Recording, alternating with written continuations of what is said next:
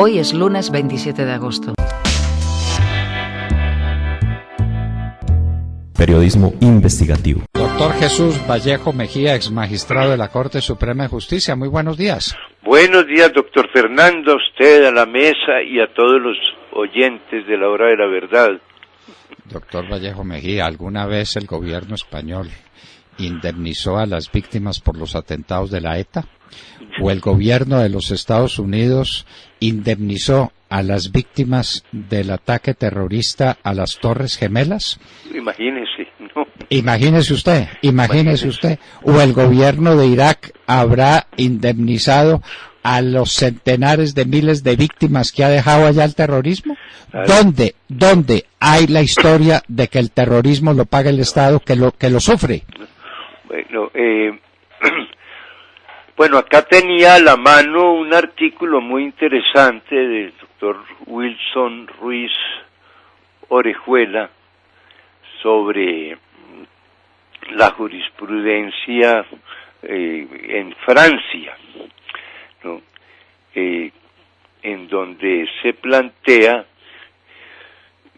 citando al doctor Javier Tamayo Jaramillo, que sí es verdadera autoridad en la materia, y Francia, que es el país en donde se ha generado y se ha desarrollado más inteligentemente la teoría de la responsabilidad del Estado. Acá dice el doctor Wilson: Tamayo Jaramillo considera que en Francia no está consagrado el régimen de responsabilidad del Estado por actos terroristas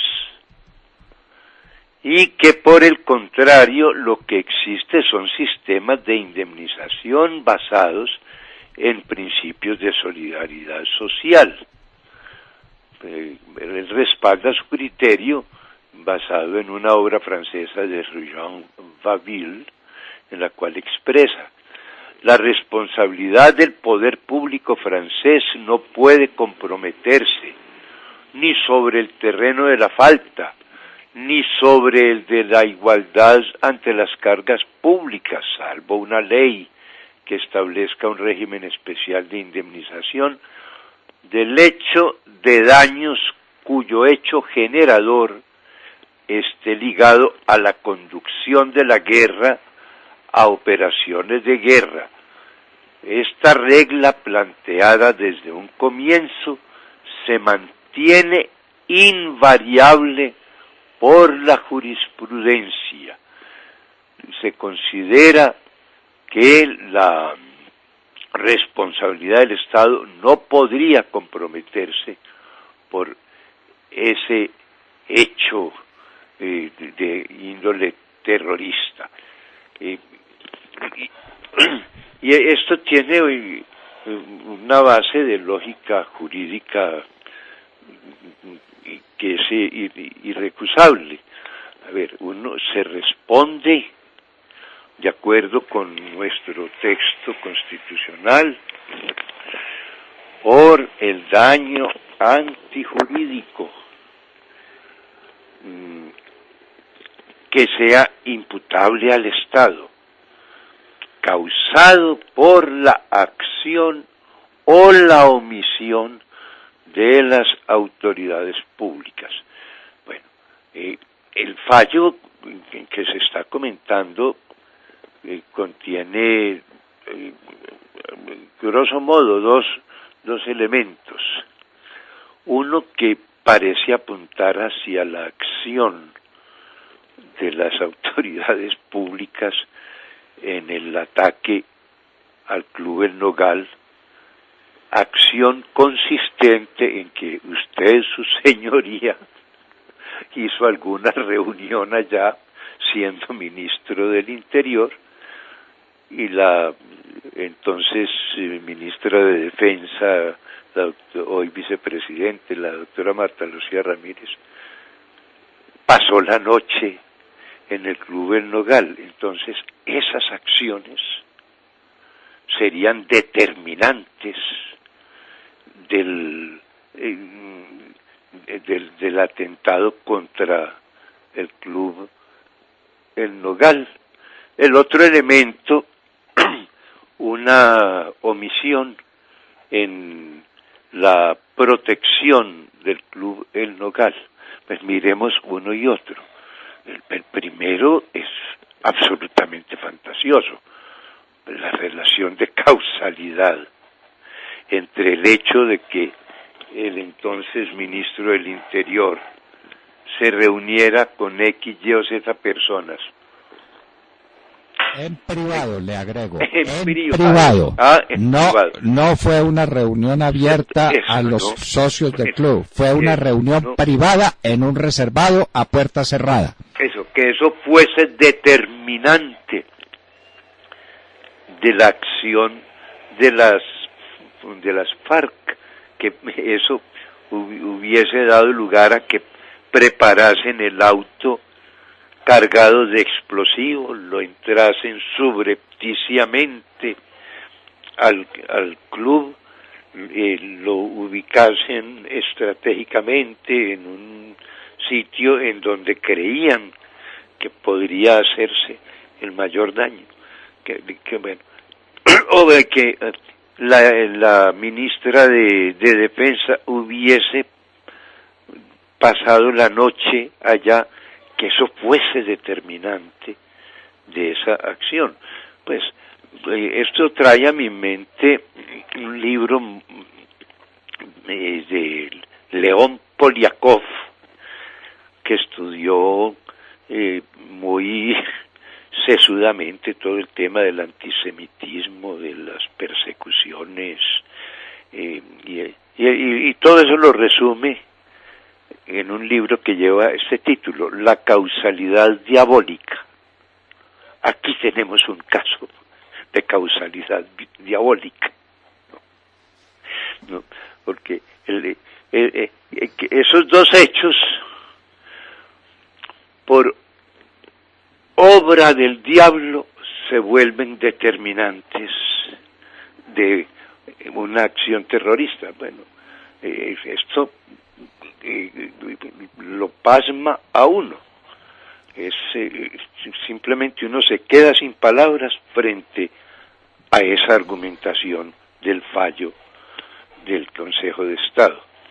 El otro aspecto, el tema de que hubo una falla del servicio por omisión en el servicio de vigilancia, en la omisión de protección, pues tal como se ha explicado, había una amenaza latente y había por ahí alguien que había dicho las FARC están preparando algo contra un club de Bogotá, pero a partir de ahí establecer que hubo una omisión culpable de parte de la autoridad para proteger específicamente el club El Nogal. Hay mucho trecho. Hay que tener en consideración lo siguiente. El principio es sano. Si uno tiene amenazas serias, pide protección y no se le presta atención al pedido que uno hace de protección y sufre el atentado, sufre el secuestro, pues ahí hay una base razonable para predicar la responsabilidad por omisión en el deber de protección. Y sobre eso hay bastante jurisprudencia del Consejo de Estado. Pero, en el caso específico, ¿qué tan serio fue el reporte? ¿Qué tan específico fue el reporte que se hizo? ¿Qué tan confiable era ese reporte, qué tan preciso, pues si era un informe de inteligencia en donde se hablaba de que probablemente se iba a producir un atentado. ¿Qué se puede predicar respecto del caso específico?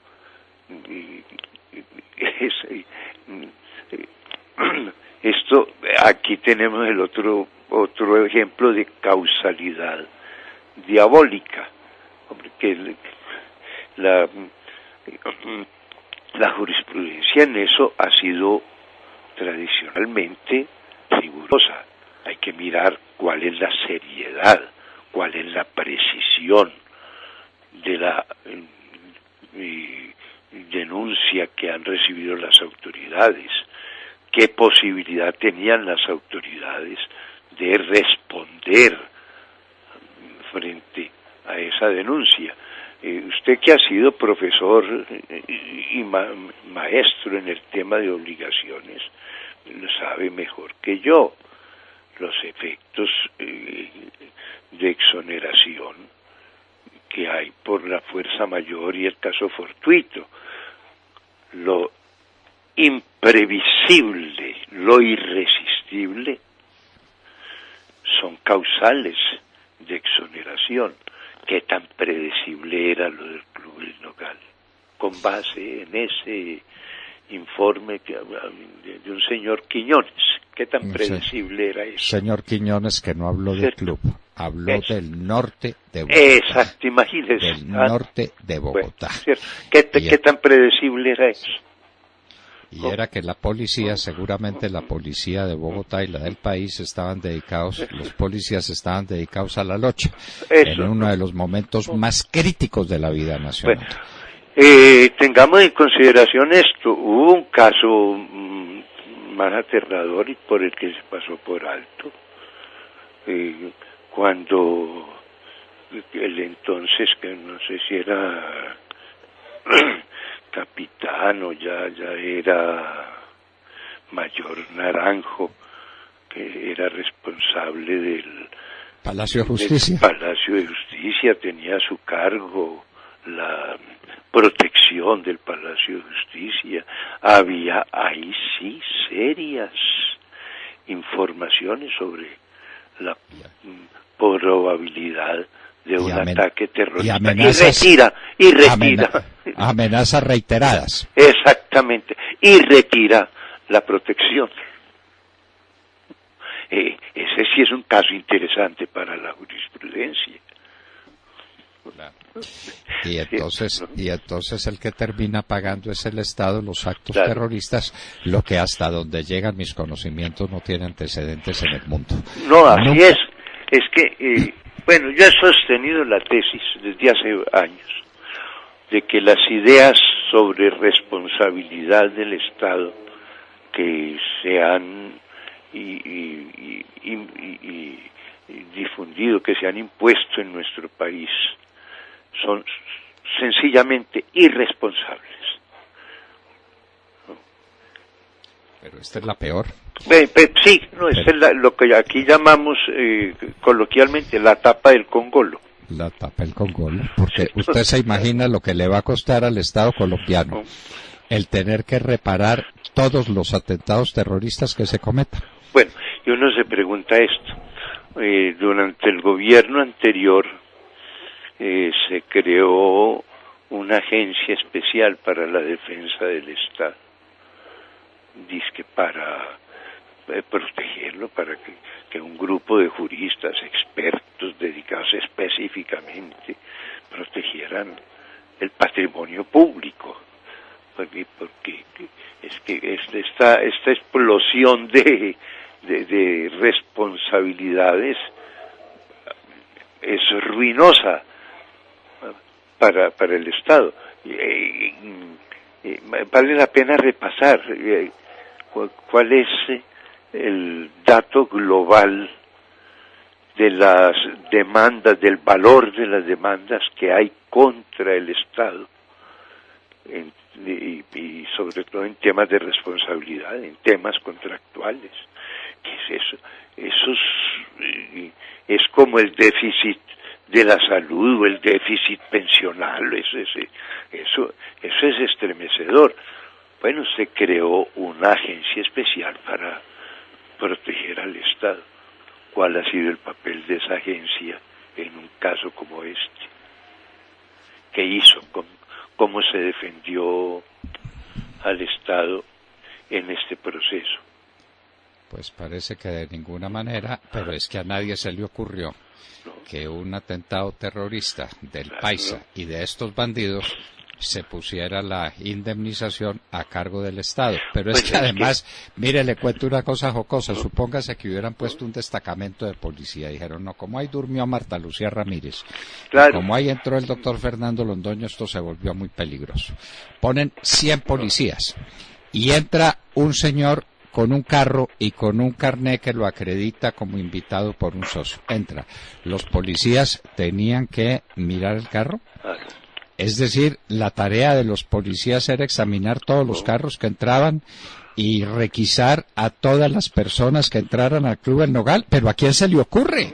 Claro. Y lo mismo, haga el traslado a todas las universidades, a las academias, a los hoteles, a los restaurantes. Pues simplemente eso es una cosa de locos. Claro. Entonces, miren, volviendo al tema, el tema del terrorismo es un tema especial, por todas las modalidades que exhibe, y por esa razón en la doctrina francesa se lo trata también de manera especial. En Francia, la indemnización por actos terroristas se lleva a cabo por medio de un fondo de garantía que se financia por medio de un impuesto que grava todas las pólizas de seguro sobre la propiedad. Es decir, acá no se acude a la garantía social general, que es la base de la responsabilidad administrativa en muchos casos, que en razón del principio de igualdad y en razón del principio de protección de las personas, el que sufra un daño especial debe ser indemnizado por el erario público. Es una carga que recae normalmente sobre el público. Esto es tan especial y reviste modalidades tan severas, tan graves, que en Francia se considera que no está regulado por el principio de igualdad ante las cargas públicas, sino por un fondo especial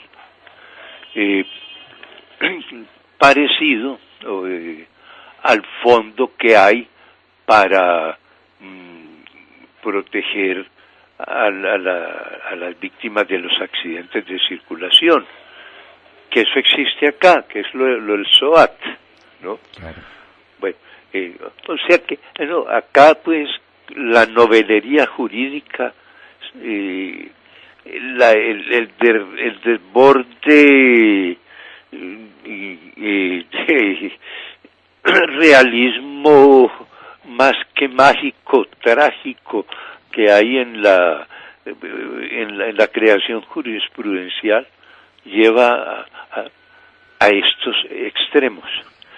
Pero hay que preguntarse otro tema, un tema muy, muy, muy delicado.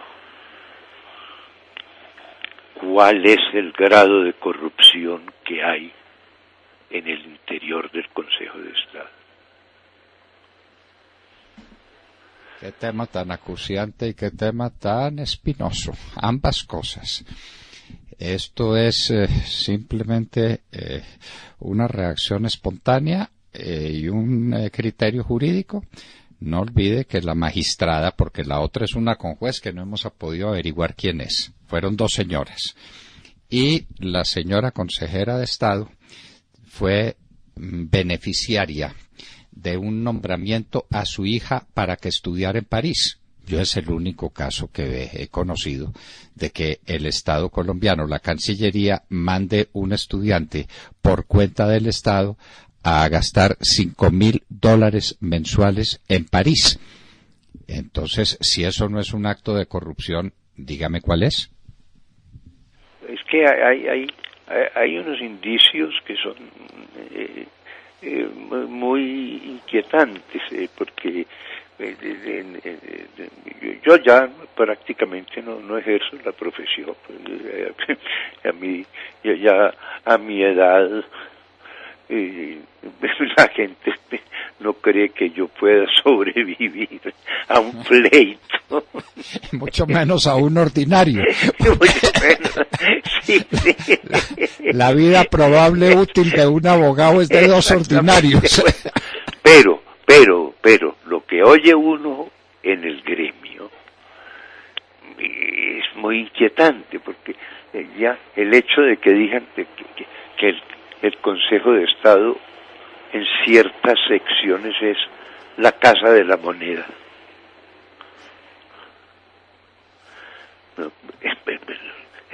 Eso produce mucha inquietud. ¿No le parece? Mucha inquietud, mucha inquietud. Ese sí es un gran tema para examinar. Y entonces eso mezcladito con el cartel de la toga y eso mezclado con el origen, la fuente de nombramiento de estos magistrados, cómo vienen nombrados en último término por los congresistas, y que no tienen pues muy buena fama entre los colombianos, legítima o no legítima. Pues doctor Jesús Vallejo Mejía, muchas gracias por sus reflexiones. Y esto le echa mucha luz a un tema acuciante, el terrorismo por cuenta del Estado. Hágame el favor.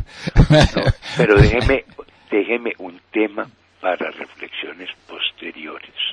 Vea, la Corte Constitucional ha dicho, y eso es un invento suyo y un invento fatídico, que hay unos elementos basilares de la Constitución, unos elementos configurativos del espíritu de la Constitución, que la hacen intocable, salvo por la vía de una asamblea constituyente, pero que ni el Congreso ni siquiera el pueblo, por la vía del referéndum, pueden tocar esos elementos, y entonces hay una serie de fallos sobre eso.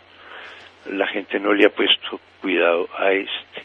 En el fallo sobre el equilibrio de poderes, en la reforma constitucional, en el acto legislativo sobre el equilibrio de poderes, se adoptó una decisión supremamente razonable: eliminar el Consejo Superior de la Judicatura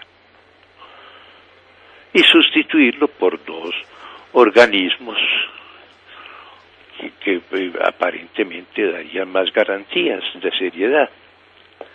Que dijo la Corte Constitucional que el Consejo Superior de la Judicatura era intocable porque hacía parte de la autonomía de la rama judicial, y ese era un principio basilar. Hágame el favor. Bueno, y entonces ese foco de corrupción, esa fuente viral, la mantuvo la Corte sobre la base de que hace parte del espíritu de la Constitución. Yo ahí le dejo eso para reflexiones posteriores. Doctor Jesús Vallejo Mejía, muchas gracias por acompañarnos en la hora de la verdad. Doctor Fernando, un abrazo y a seguir luchando. A seguir luchando. Aquí no nos podemos declarar cansados, porque el que se cansa pierde. Seguimos en la batalla.